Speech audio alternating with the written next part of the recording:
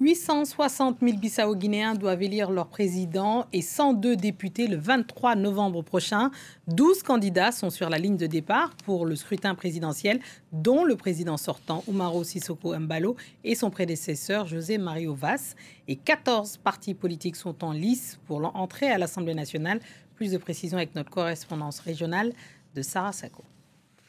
La campagne a démarré avec ce grand rassemblement du président sortant, Umaro Sissoco Embalo, qui s'est tenu samedi près de la capitale, Bissau.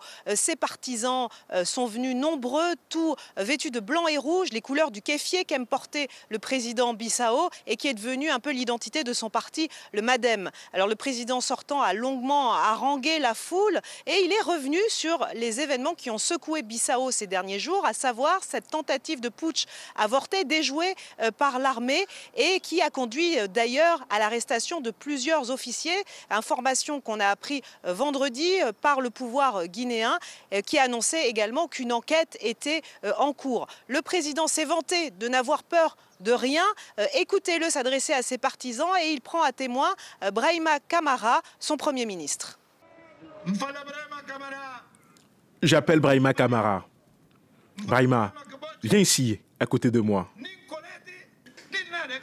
Porte-tu un gilet pare-balles. Soulève ta chemise. Comme vous voyez, nous ne sommes pas des gens violents.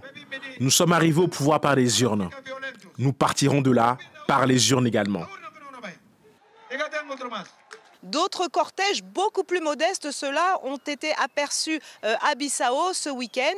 José Mario Vaz, ancien président du pays, a été aperçu faisant campagne. Et également Fernando Dias. Alors lui est un candidat indépendant, mais qui vient de recevoir le soutien à titre personnel de Domingos Simões Pereira, DSP, candidat exclu de la compétition. C'était le grand rival du président sortant et donc qui appartient au grand PAIGC, le parti historique de Bissau. Ce sera d'ailleurs la première fois que ce parti ne prend part ni à la présidentielle ni aux législatives.